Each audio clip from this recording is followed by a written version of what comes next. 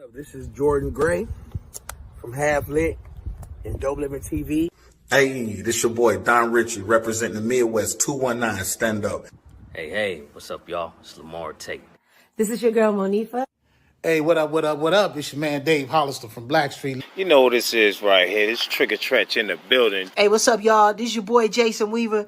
And whenever I'm back home in the Chi, I'm checking out Dopeliven TV. Hey, it's your girl, Adina Howard, and you're watching Dopeliven TV, live with Greg Gray and the crew.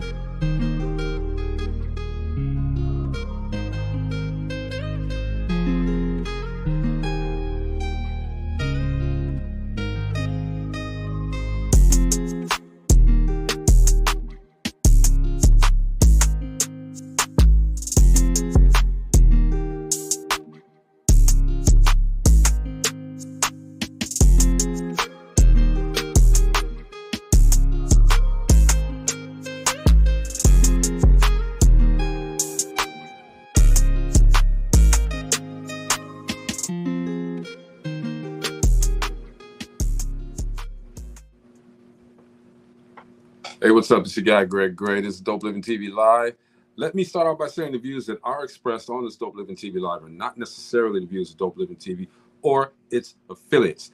Man, we got a lot to do tonight, all right? We're going to be discussing the presidential election that's coming up. And what we have today are a variety of voices, I'll call it, a variety of voices that are going to express their opinions on what they think are going to be topics that need to be covered by each candidate. Let me bring my Gina on here. What's up, Gina? You're muted. I know. That's why I didn't say anything. I'm like, you're not gonna get me. What's up, bro? What's up? Yeah, you know man. What? I'm gonna say this. I'm excited to have all of the guests on that we have on. We need to get out and vote, people. Get out and vote.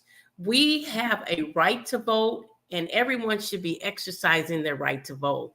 And one of the things that we plan on doing today is actually giving you information from all sides, the liberal side, the Republican side, the Democrat side, the Kamala Harris side, the Donald Trump side, to give you the information to make an educated decision so that you will go to the polls educated and knowing that you're voting for the right person for your household. All right? A lot of guests. We're going to bring them on soon, but I know you have a few announcements to make, brother. Yeah, real quick, man. I'm wearing this because, what's going on, Teddy? Classmate, okay? Juan Murillo, come on, bro.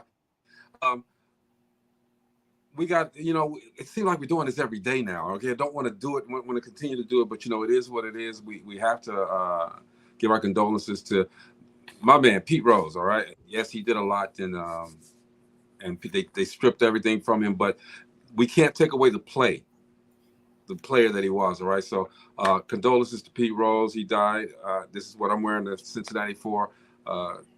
Also, John Amos. Now, I don't know. They said that he died in August, okay, but everybody's announcing it today. To my knowledge, he died in August, but the family was grieving, and they just wanted to grieve, and now they're announcing it. But whatever the case may be, he's passed, and our condolences to the family on that aspect as well. Gina, we got some other stuff that we want to take care of real quick. Yes. Oh, don't forget, it's Jimmy Carter's birthday. That's right. That. 100 years old. Oh, not a lot of people can say that. Yeah. 100 years old. Yes. And the other thing I want to mention too is that a lot of these gentlemen, they died in their 80s. Okay, they lived a great life. Okay, a lot of people don't make it to the 80s. So hey, man, it's there. What's going on, Mo? What's going on, family? Hey, Mo, welcome, Mo. Let's get it, Jim. Stationary today. Got no cars running by the side of me. Let's get it, Jim. Awesome. Yes. Well, we're gonna start off with a good friend of mine that I met in Las Vegas. He actually came out and supported Distinguished Authors Guild, and I really appreciate him. Him and I and Robert went out to lunch. We had a good talk. He's doing a lot of things. He's also an author. Let's bring on my friend Mark. Mark Henneman? Now, Mark says he can't hear us, but we can hear him. So you might have to help him out. All right. Hopefully, I can hear you fine. Can you hear me now? Yes, Mark? Yes. You can hear me? We hear you, Mark. Yes. Good. Okay. We hear you. That's Awesome. fix the problem. Cool. Welcome, Mark. It's so good to see Thank you you. again. Thank you. Thank you. And then we also have another. He's actually a friend of Mark's. So this is my first time meeting him, and it's going to be a pleasure to speak with him. We also have Vince. Let's bring Vince on. What's going on, Hey Vince? there, Vince. Howdy, everybody. You know, Paul, when you talked about you giving your congratulations or condolences, you guys missed Otis Davis. Am I the only one here who's old enough to remember Otis Davis? No, you're right. He's right. Yeah, I did about a week ago. Oh. Well, we gotta mention we don't like it when we have to make those announcements, those type of announcements, because these are icons, and even though we feel like they're going to live forever, they're not going to live forever.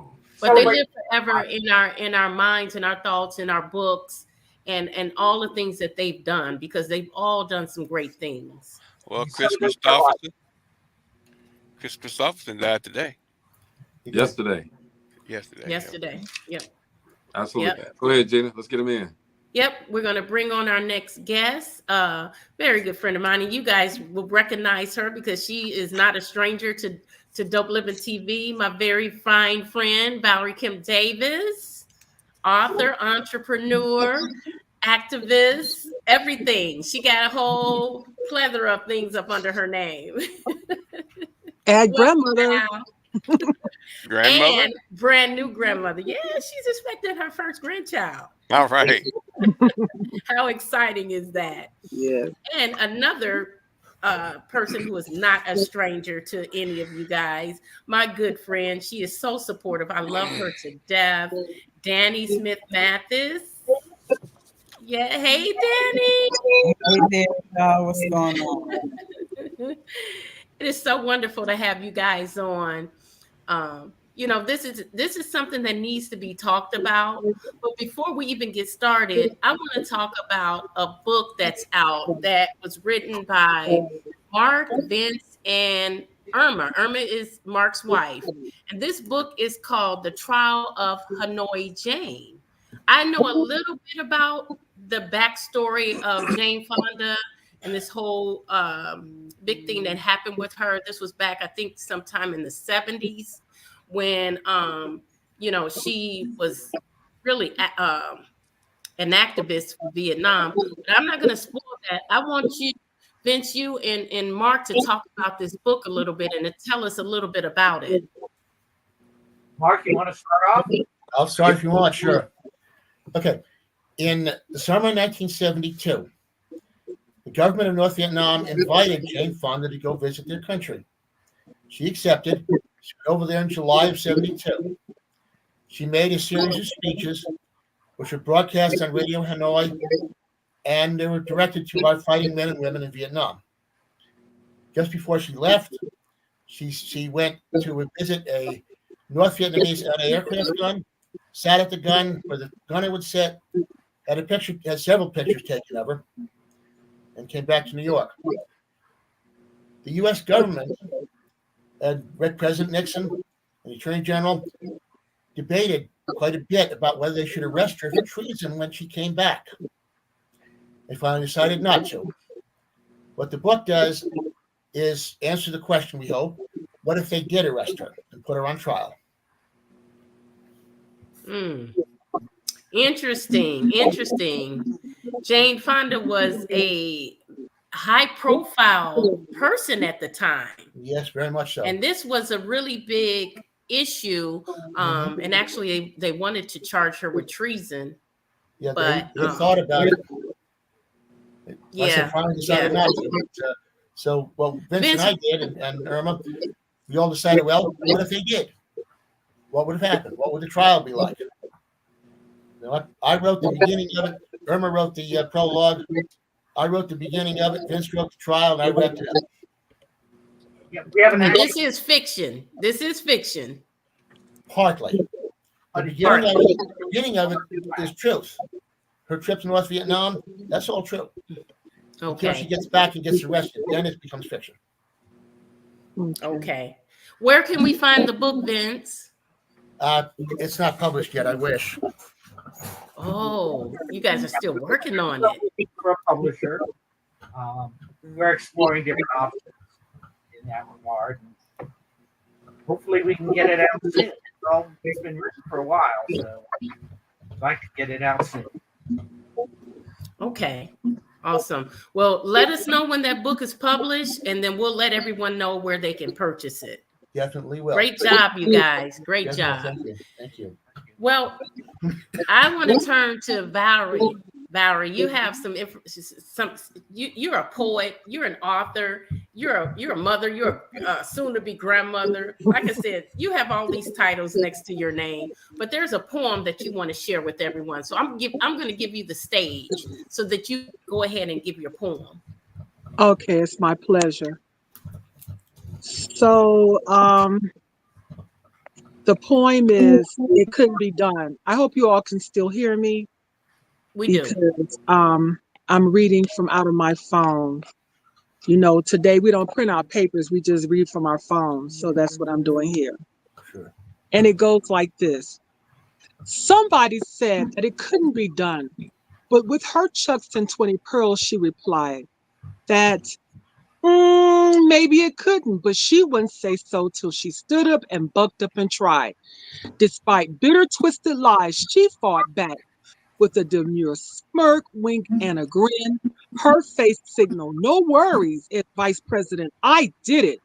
A steady, strong swing, how she tackled the thing as Biden and the delegates' home run out the park hit it. Somebody scoffed, oh, you'll never do that. Shirley Chisholm, Geraldine Ferraro, and Oh, we lost you, Val. Oh man, I was just getting into it too. Mm-hmm. And I hope that poem is published. I wanted to ask her if it was published. And copyrighted. Well, we hear you now. Okay, I'm gonna go back to it again. I don't know if I'm gonna weave in and out because I'm not, you know what I'm saying, but I'll go back. So it says, somebody scoffed, you'll never do that.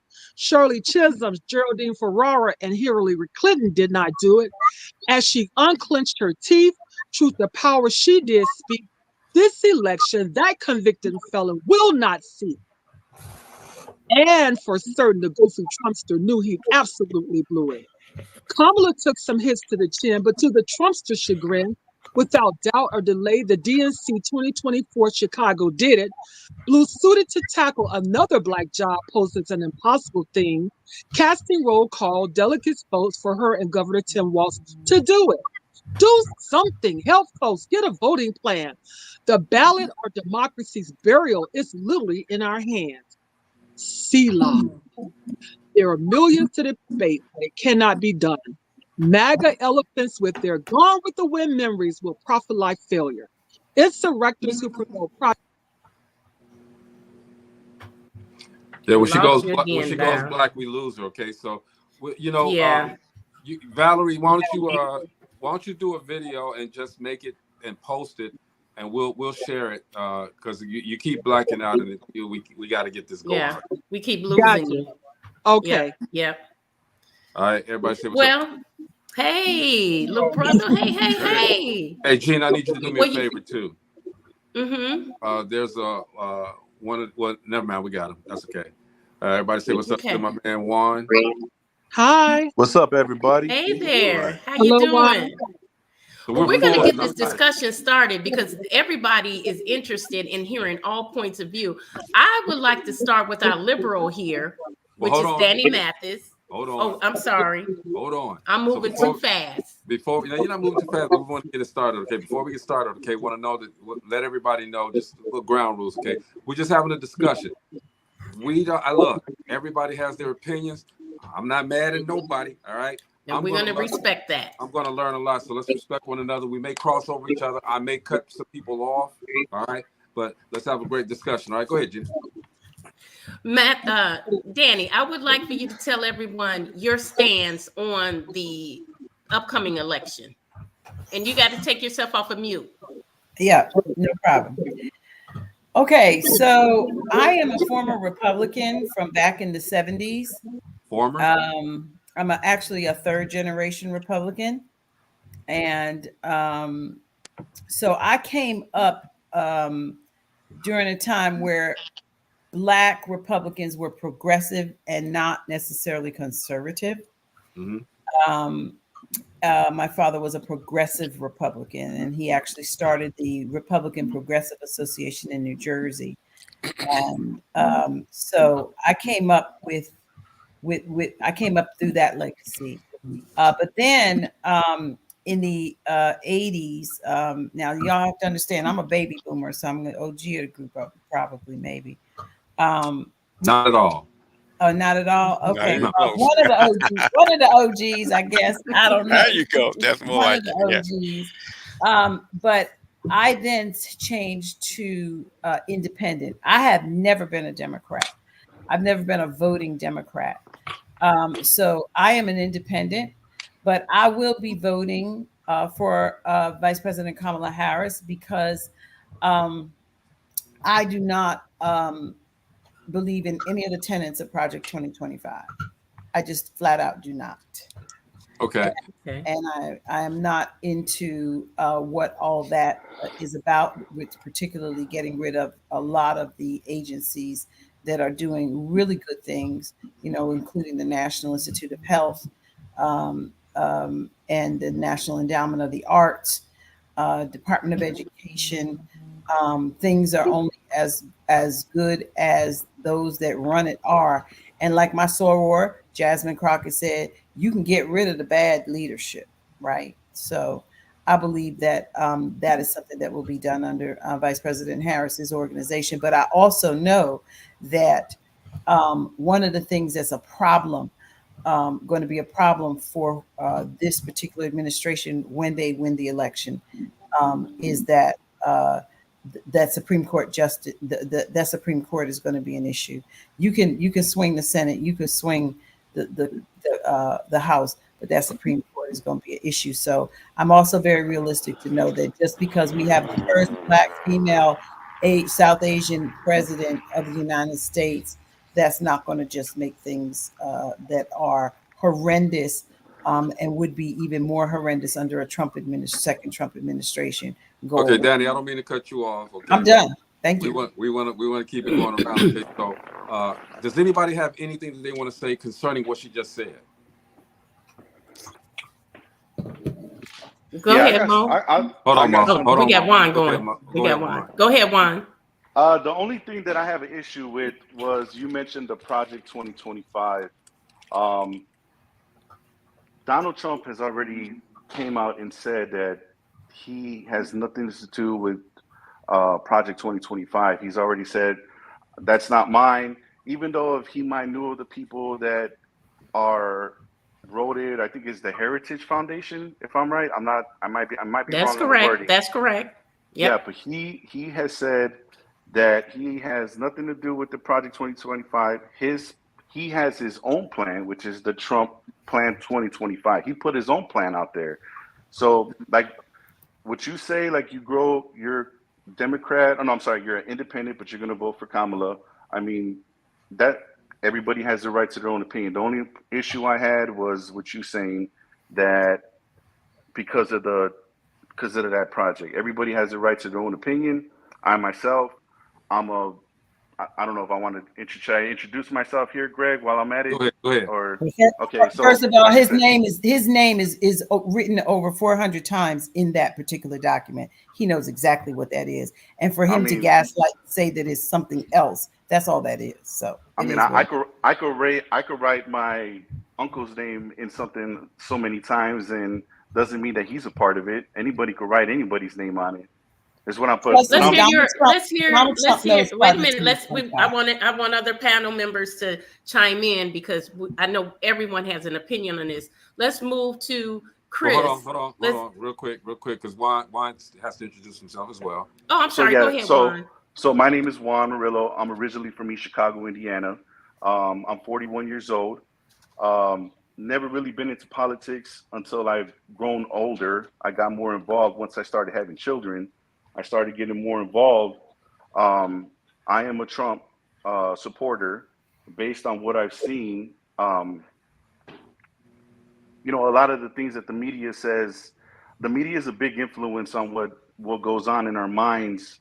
If they keep repeating a certain thing, if everybody's going to say their truth, my truth, really you have to think for yourself. You know, I don't listen to Fox News, I don't listen to CNN, I don't really listen to any mainstream media.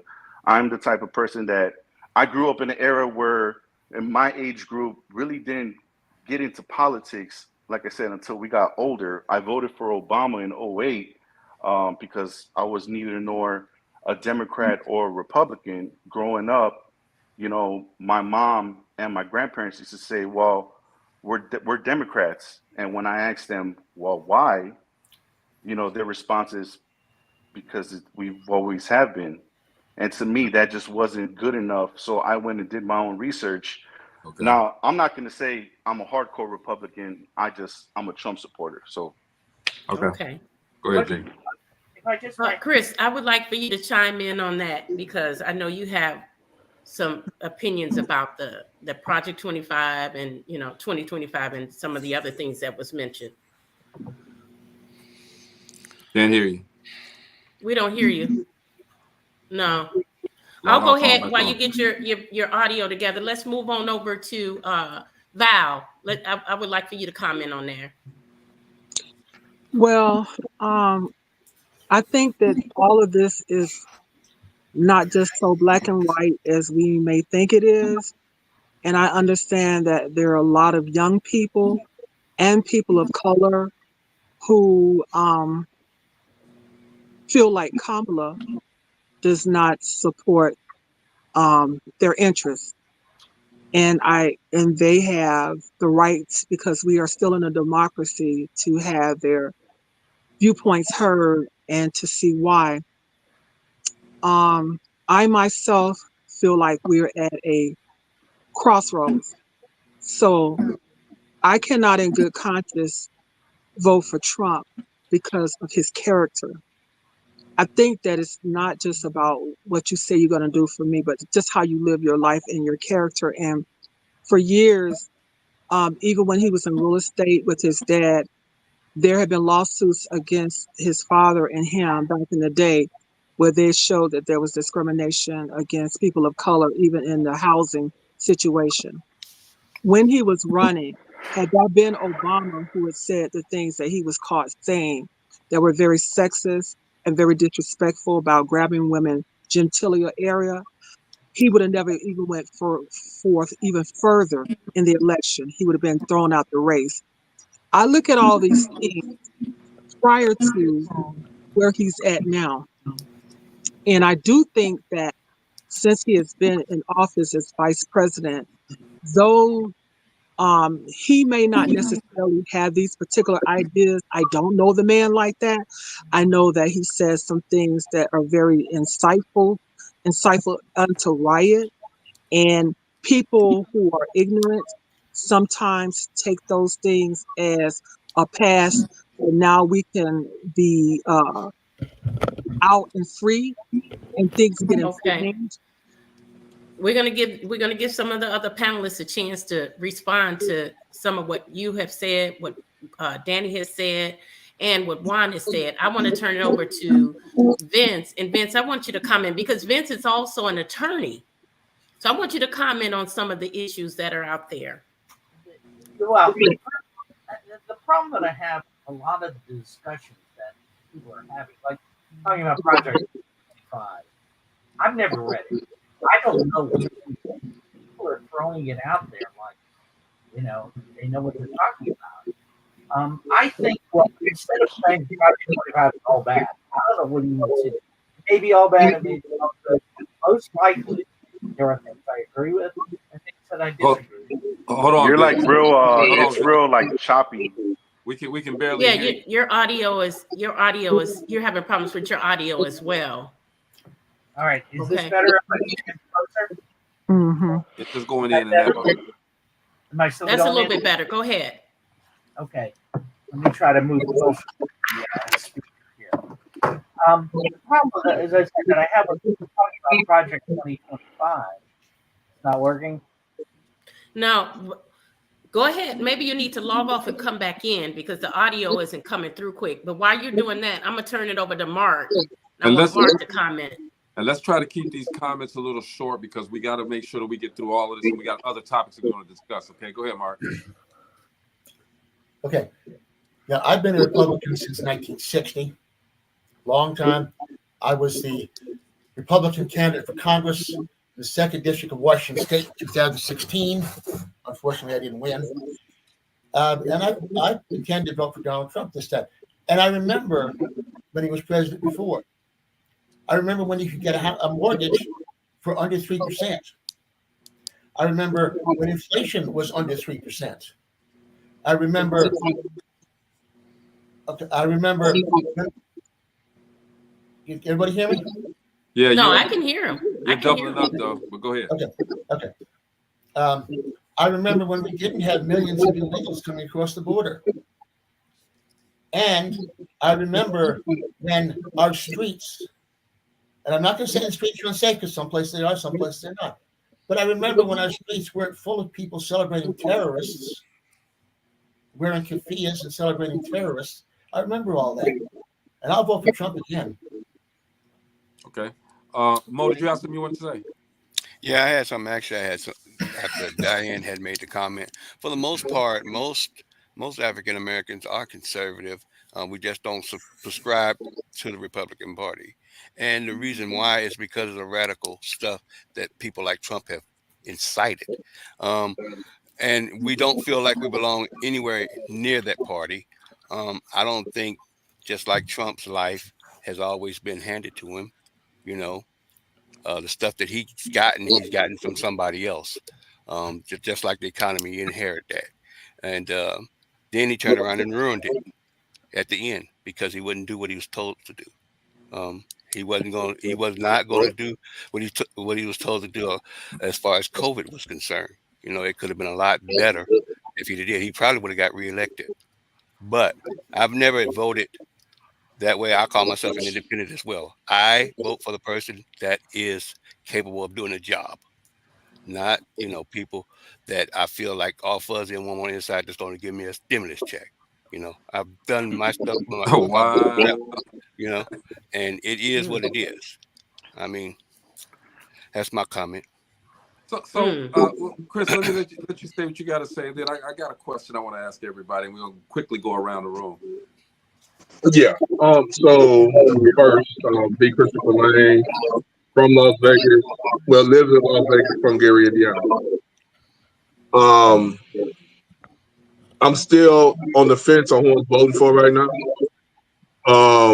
The thing that everybody's talking about, the Project 2025, that is from a group that's been a part of the right wing, the right wing since 1981. They created that whole project, that whole policy, and wrote Trump's name in it. You know what I'm saying? I'm not defending Trump, but Trump didn't know nothing about it. He's been backing away from it since July. Because like Juan said, he has his own Trump 2025. When it comes to Kamala Harris, she's a good candidate, but I think it's more than her. To me, it seems like she's trying to take the Obama approach in this election. She's trying to take that approach because she knows that a lot of people are going to ask her, what is she going to do for the black people? And when they asked her a question, she gave pretty much the same answer that Obama did when he got elected. You know what I'm saying? So right now, I'm doing a whole lot of research to see who I'm voting for. I'm for sure voting, but it's leaning a little bit towards Kamala right now. But it's a whole lot of stuff that I still got to look at and research on her. I know about her, but I don't know about her like that. The one thing I do know about Trump is, and this is my last statement, what I do know about Trump is everything that he's done with other people's money. He's never done it with his own money. Even when he had the riverboat in Gary, Donald Trump paid for Trump to be there, and Trump had to pay him back, but he was filing bankruptcy to clear that money. That's one of the reasons why we have the bankruptcy law right now. But that's all I want to say. All right, so Danny, you were kind of grimacing and moving around when Juan and Christopher were Christopher was talking. Okay, what's the problem? Oh, you talking about me? Yeah, I'm just voting for what's sensible. I'm just voting for a sensible person. Donald Trump is not sensible. I can't do crazy. I don't do crazy. Okay, now That's it for me.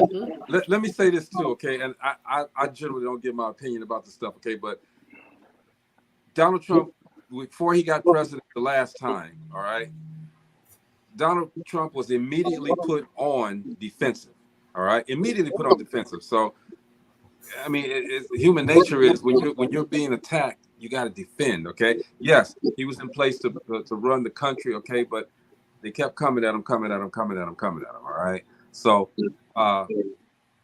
that's just my opinion, okay? Jenny, you want to say something?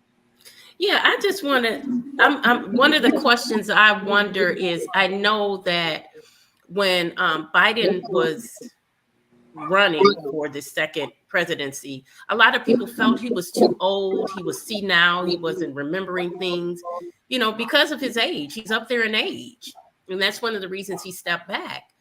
But I don't see that same instance with Trump. I think he's a little bit elderly too. I think he's a little bit forgetful, and we're going to eat dogs and cats and stuff like that. So I don't see. I'm not understanding why there's no difference in people feeling like he's too old when they felt like Biden was too old. Can anybody address that? Yeah. Well, There's a whole different people, different sharpness. Let's do one at a time. Let's start with Juan. There's a way different comparison when you put Biden's mindset and Trump's mindset. Yeah, they're both elderly. I'm not really sure who's older, but you can't do one and one. I mean, Biden can barely get a sentence out sometimes. He don't know what he's talking about. Trump tends to repeat himself, but I feel like a lot of elderly people do that.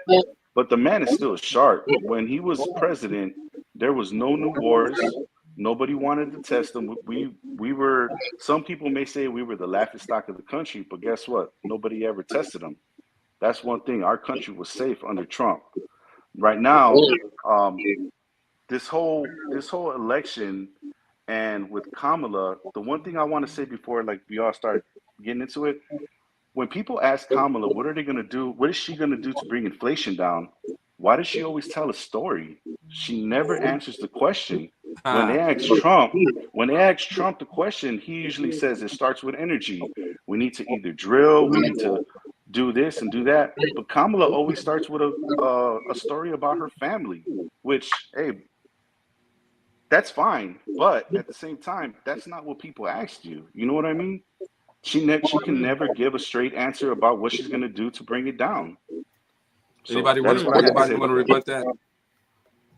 Well, there's no rebuttal to that. I mean, what Juan's saying is true. But we also have to realize before Trump even ran for office, he was a Democrat. A lot of people don't know that. True. A lot of people don't know he was a Democrat. And he went on the Donahue show and said, if I ever ran for presidency, I would run Republican. He said that also. You know what I'm saying? So it's more of, like you said, Danny, you have to pick and choose. One, morals, what Valerie talked about earlier. Two, politics, what Danny talked about earlier. And three, you just got to really, the person that's most suitable for you, basically what Juan is explaining right now. So, I mean, everyone's going to have their own opinion about the presidential race. We just got to figure out the person that's going to, and it's not even the person that's president, because we need to be voting every 2 years in our local officials anyway, because those are the people that change the laws for us. So that's what we really need to do. The presidency is really just like a main event in WrestleMania. That's all it really is. It starts at the state and local levels. Always, always. True. And people don't go out to vote for those elections. And Vince, you I want just to want to sports add ask. too something? while you're at it. I want to bring another point across, and this will probably be directed to Vince or Mark, or maybe even you, Juan. But Vince or Mark, I would like your opinion on this. Um, I'm ready for a whatever you lot. got for me. You ready? Hey, Greg knows me. Well, oh, I lost my train of thought that quick. Just that quick. Go ahead, bro. I didn't So lost let's my talk about question. let's talk about and Vince, you can start this off. Let's talk about the the abortion. All right, the taking away the women's right to decide what happens to their bodies, or whatever the case may be. Let's talk about that for a second, Vince. If I can interject, I'm a lawyer, so I know a little bit about it. Can you all hear me, by the way? It's real faint, but we can hear you. Just speak up a little bit louder. I logged in, I logged out, logged back in. You know, I'd like to think that our candidates are smart enough to realize it. But maybe if they are, if they're conning us, if they're not, they should know that abortion is a state. Any law, federal law, is unconstitutional. So if you're voting for a candidate based on a presidential candidate based on his position on abortion, you're wasting your vote because any federal law is unconstitutional. The lawyers know that. The talking heads you see on TV, they know that. They're not telling you. It's talking points for both parties.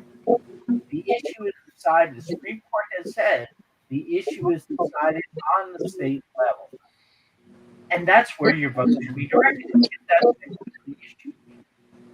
It obviously is for some people, and that's the way it is. And if you're deciding issue, then vote for your state and local representative. It's an irrelevant issue for the president. But that's what they're running on. I mean, that's one of the main focal points of Kamala's campaign is abortion rights. But they have nothing to do with that. It's irrelevant. But they don't tell, and certainly in the media, the talking heads that you see in the media, they don't come. They're not on the media. Just like the Defense of Marriage Act was declared unconstitutional by the Supreme Court for the very same reason. Federal law, pro-choice, it would be unconstitutional. So guys are just blowing smoke. Okay. I get that. What? Go ahead, Jen. You got one? Yeah, I remember my question now. I just want to talk about, a lot of people are saying that they want to vote for Trump because of the position of the economy. The prices of everything is so high, gas, food, everything has gone up. But a lot of people are saying, well, the reason behind it is because of the pandemic. Once everything shut down, and when we opened up, all of these different companies, they say, hey, we have to charge more because we lost. We have to make up for our loss, and it never went down. As far as you guys are concerned, what do you think is the cause of the high inflation? I could tell you it's a whole bunch of things that were contributed to inflation, and none of them the president could control. First of all, we had ships sitting in the ports for months that couldn't move merchandise and move products. Second, we had I'm sorry, you had a question? Go ahead. And second, we had a deal where when we were, as far as the border was concerned, when we had a plan, it was rejected. My thing is, it's always been one reason or the other where they can blame the economy or what was going on with inflation on the president. They can't blame any of that on the president. That there's no way in the Sam Hill that the president's going to be responsible for all of that inflation that went on there. None. He couldn't do Well, anything about it if he wanted to. Go ahead, Mark. I beg to disagree with that. I don't think that's entirely correct. It was the Democrats under Biden who passed the the Inflation Reduction Act, poured $2.1 billion unnecessary dollars into the economy. That's where the inflation came from. It Don't was forget that 1.4% when Trump left office in January of 21. 1.4%. It went up to 9.1 under Biden, and now it's dropped. So it's only about twice what it was when Trump left office. But that's where most of that inflation came from. Yeah, we did have the pandemic. I agree, and we had a problem. We had to shut down a lot of the economy. I'm not sure we had to, but we did. That caused inflation. And then started back up again. But this stuff that Biden did was way unnecessary. That's what drove the inflation up. That's what had not only drove the inflation up, but drove the prices up to where they still are. So They're not coming back down. Could you say that the stuff that was spent, in Trump's term, as far as giving tax breaks and all that stuff, ended up on the Democrats? Did you say that contributed to the inflation? I don't think it did, because if it did, it would have shown up by the time Trump left office. Like I said, when Trump left office, inflation was 1.4%. I'm saying that was a cumulative effect. I mean, after Trump left office. We bought a house out here, we live in Las Vegas. We bought a house out here with a mortgage under 3%. Yeah, mine's just 3%. I dare any of y'all try to find a mortgage under 3% nowadays. They had 10% mortgages in the 70s too. That was common. 8s and 10s were very common. I'm not saying it's right, but again, that's the nature of the beast. Houses weren't $300,000 back then either, though. No, that is true.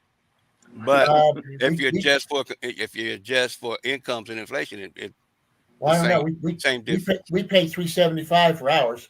Yeah. So, well, let me ask this question, and I want Danny and Val to take off your mics, because this is kind of directed to you, and maybe even you too, Chris. They are saying one of the bigger problems that a lot of people have with Kamala is the border issue. And people are saying that Biden could easily sign a bill and override everything so that border can be shut down. So what do you say as far as the border issue that's going on? Anyone? Well, Danny, Val, either one of you. So what I have to say about that border, I feel like that's kind of tricky, because America has very well been discriminatory about that border throughout the history. When it came to people of color, browns, you wasn't welcoming like that. You know what I'm saying? Haitians wasn't welcoming like that. So Mexicans, Venezuelans, all these people are brown people. And I know that the economy is out the roof right now in terms of housing, food, and jobs are limited. And I get all that. But we have purported ourselves as being a superpower. Everybody wants to run to America. Y'all know that.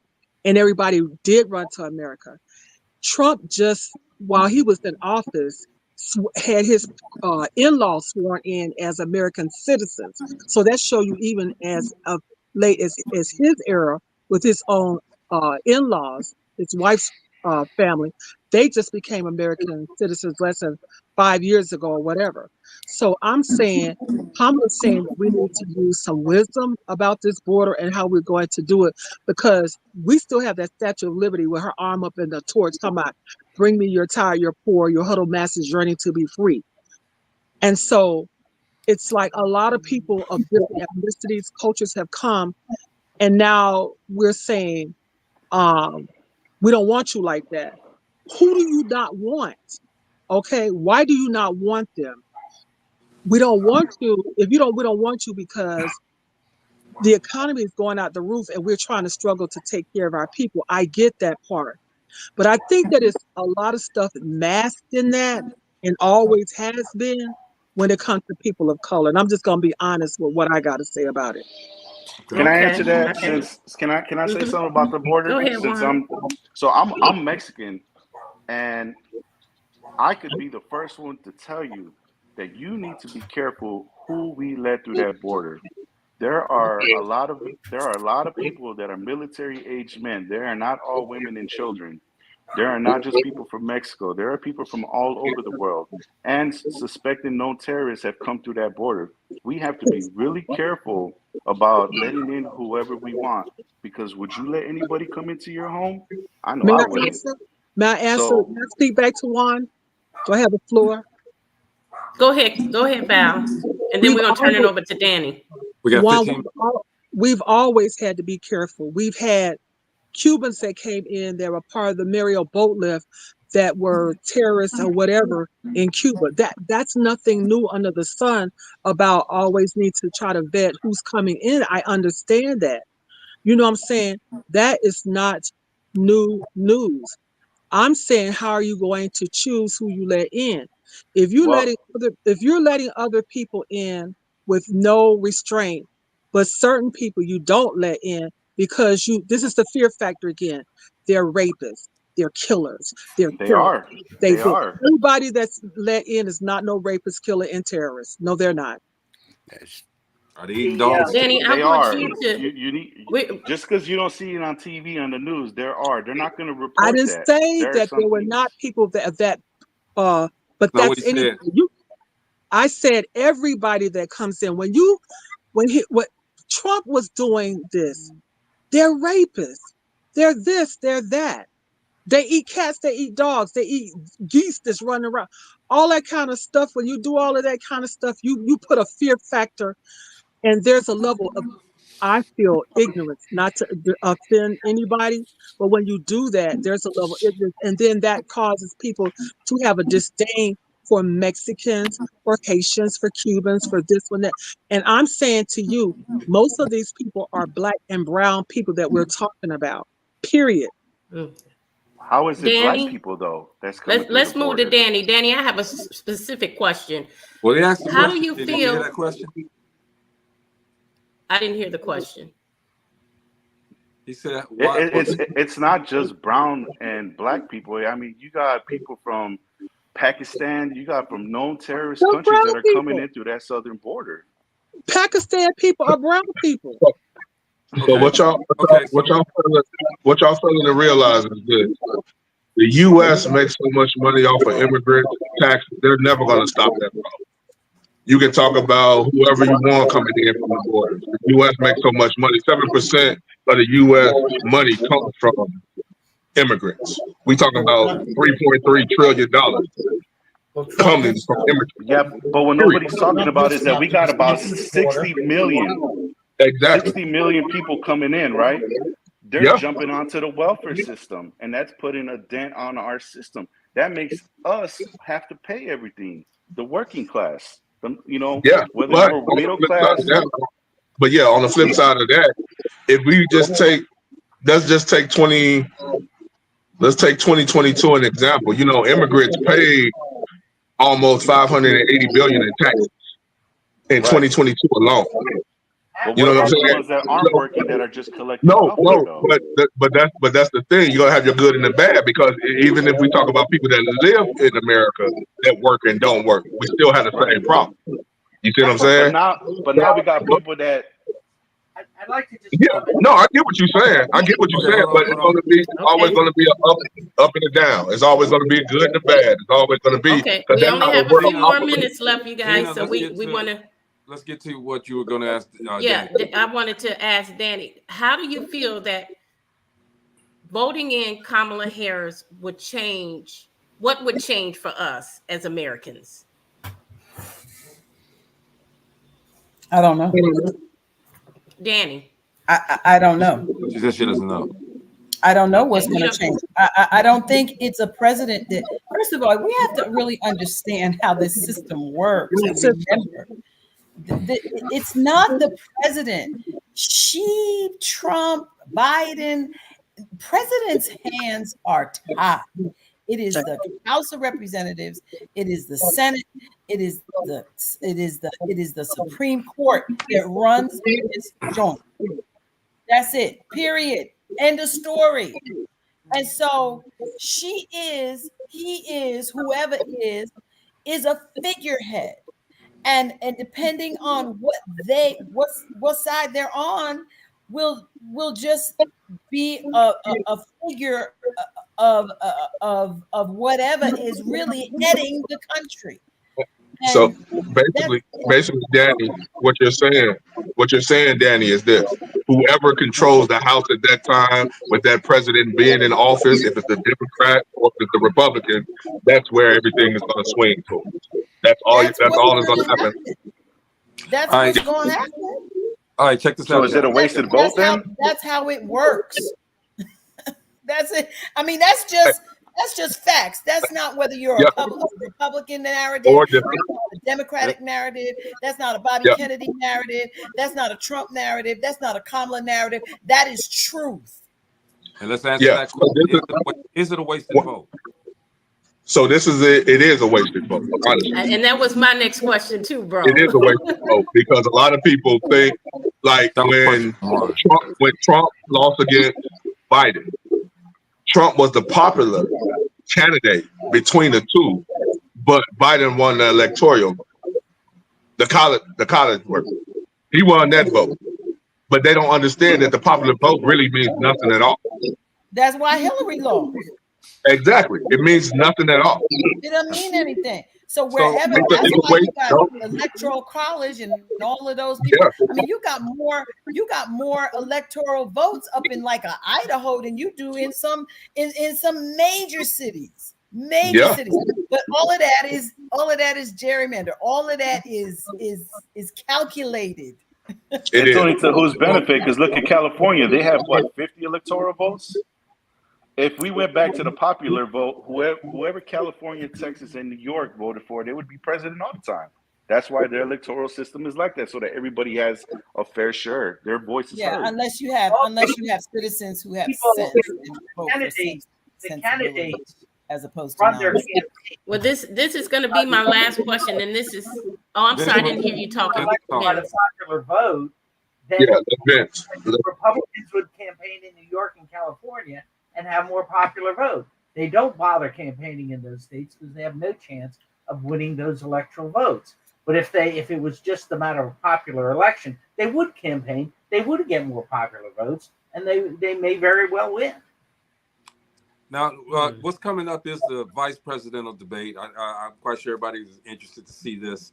And unfortunately, we did this on the wrong day, evidently, because we don't have enough time to finish this. Because there's a lot of questions. We got to talk about the immigration. We got to talk about the wall. We got to talk about in depth about the abortion and this and that. So, Gina, I want to do this again, but I want to do it with in more than an hour's time, okay? Because an hour is not enough to take care. We need a long time. Yeah, not enough time to take care of this. Because I want, now the debates are coming out where people, the panel here are talking about one thing and someone is rebutting it with their opinion. And this is what we wanted to talk about, okay? We appreciate everybody coming on here, and everybody needed a chance to speak and say everything that they wanted to say, but we wanted to give everyone some time to have their opinions heard. Let's go real quick. We got 7 minutes, actually. Go around the room real quick and say something really It's about quick. 2 minutes each, you guys, or less. 2 minutes each. Just say anything. Let's start with you, Juan. All right, so my whole thing, everything you see with Kamala, or let's just say with this administration, they let so many people come in that, let's take the city of Chicago, for example. Black folks are mad in Chicago because all the resources that are given to the illegals before the American citizens. I, in fact, say that we need to put our folks first. So I feel like they let all these people in. It was close to almost, and I might be wrong, 50 to 60 million people were let in. If you ask me, they brought them in to let them vote. Because what has this administration done for the minorities? Nothing, really. I mean, really, what can you really speak for that? What have they done the past 4 years? They asked the question earlier, what would change if she was president? You ask me, Nothing, because they're going to continue the same agenda that we've been having the last 4 years. There's not really much of anything that's going to change. So let's move on over to Vince. Let's move to Vince. We got to hear everybody. Yeah, my only the thing I didn't really get a chance to talk about that I really would like to is the economy. The Democrat tax plan is going to just kill the middle class. It just if they eliminate the tax cuts, they're going to reduce the standard deduction. The standard deduction under Trump went to $27,500. That helps poor people. The rich people don't use the standard deduction. They do itemized deduction. Also, the rich people are capped in their state and local tax deductions at $10,000. Some of those guys have $30,000 and $40,000 worth of state and local income tax. They can only deduct $10,000. The poor guy who may have $5,000 or $6,000 in state and local tax, he gets to deduct all of that. The government, the Democratic tax plan wants to do away with 31 exchanges, which keep investment dollars into the country. They about 10 or 20% of the real estate transactions in this country are 1031 exchanges. There was a study by Ernst & Young who said that these 1031 exchanges, which the Democrats want to eliminate, support 976,000 jobs in the United States. Most of them are middle-class jobs, appraisers, brokers, people of that nature, surveyors, and so forth. $48.6 billion in labor income and $97.4 billion in added gross national product. Okay, I hate to cut you off, Vincent. I hate to cut you off, but we got to keep moving, right? Yep. I apologize. Go ahead, Chris. Next time, we're going to do this again. Right. No, I mean, basically, all I want to say is what I've always been saying. Once you understand how money is created, you'll understand what a deficit is, what it is. The grants, laws, all of that they're passing to get this military money. You already know the Treasury and the Federal Reserve do an IOU with the bank. Money is created off of wherever they send it to. Every dollar we create, we owe $2 back. That's why what Mark was talking about earlier, how big the deficit is and all of that, because of what we're sending out to wars that we really shouldn't be a part of. But that is that's not the main issue, but that's some of the issue why we have the deficit that we have now. And the last thing I want to say, the only thing that I've really heard through the whole presidential debate that I agree with is what Kamala Harris said, that when the middle class is winning, America is great, and that is the truth. When the middle class is doing good, the people that's above and below are still striving a little bit. Cool. Mark. Let me take up on that point about the middle class and Kamala, by the way. The middle class is not winning right now. Okay? Middle class go out and try and buy a house. Okay? The rate of interest rate's 5-6%. Very few middle class people can buy a house at that price. Go out and see how much money you spent on basic items 4 years ago versus how much you spend now. Middle class isn't winning. Now, but Mark, hold on, Mark, real quick, just to rebuttal you real quick. That's not what I said. I said the thing that I agree with what Kamala said is she's trying to get it back to where the middle class is winning, so the above and below can be winning. Okay, but I don't think Kamala's policies are going to do that. We got two total minutes. Do that at all. And it's been shown by Biden's policies, which she agreed with. Biden gave us the inflation. Biden gave us all the illegals. Biden gave us, incompetence at times. And Biden gave us the intifada in our streets. And I don't want that. I want any of it. That's why I'm voting for Donald Trump. There you go. By the way, I also real quick, I want to thank Gina for inviting me to be on this panel. No doubt. Thank Valerie. you. Thank you very much. All right, Val. Okay, well, I think that nothing happens in a vacuum. We didn't get here overnight. I think that Kamala, if anything, will throw a monkey wrench in the system, put a cog in it. If we look at our Supreme Court system, she will try to now put a little favor for the common man there. I always believe that all skin folks are not kin folks. Over 30 years ago, I was going off about um, Clarence Thomas every day at work to everybody that he's no good. And it is now we see that he's no good and he's leading and running the pack.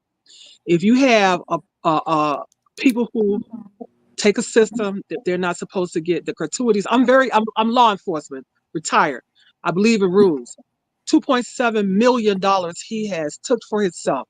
If you got people with that mindset, sex offenders on the Supreme Court, and there's no check and balances where they're now starting to say, well, we need to get more of these type of ethical people on here, then you're going to continue to have presidents say, well, I don't have to get out of office. I won't be impeached. If I get caught doing wrong, I can pardon myself. That type of mindset. If she don't do nothing but put a monkey wrench, because I don't feel like she is the big be all win all, but I don't believe that. But we need somebody to throw a monkey wrench in it and stop the madness for a minute so we can regroup and do something different for the greater good. All right. Danny? We're going to move over to Danny. We have a few minutes left. Minutes? Ask the question again. I'm sorry. There's so much going on. What's the question? We just want to hear your last words. Real quick. Vote blue. All right, cool. She said vote blue. I like it. I want to, Mo, Gina.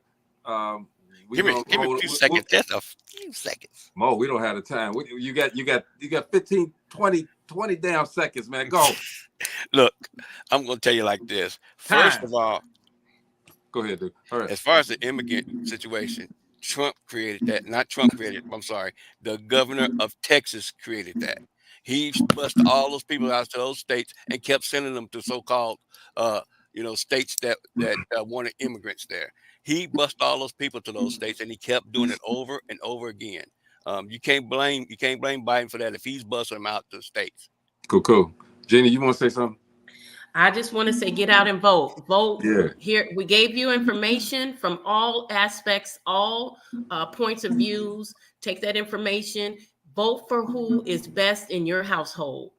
I want to thank everybody that's on the panel. Okay, we've had hundreds of people to watch and listen to you guys. So thank you guys for your opinions.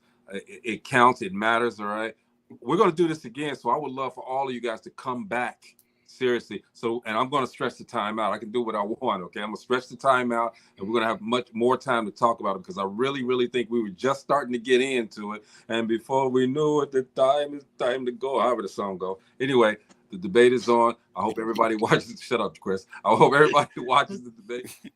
And I appreciate you, Juan. Appreciate you, Vince. Appreciate you, Chris. You already know. Mark, Valerie, Danny. I pronounced your name correctly. All right.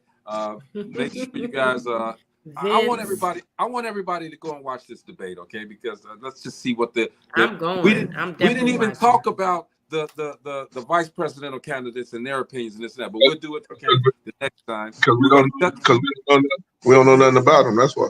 Yeah, but we're gonna find out now, okay? But I want to talk about it, and please, hey guys, I want you to commit to me right now that you're gonna come back when we call you. All right. Thank you, guys. I appreciated all the information. Great information that was given out. Done deal. This is Dope Living TV Live. We'll see you guys tomorrow, all right? Peace. Have a good one, y'all. Peace. Thank you.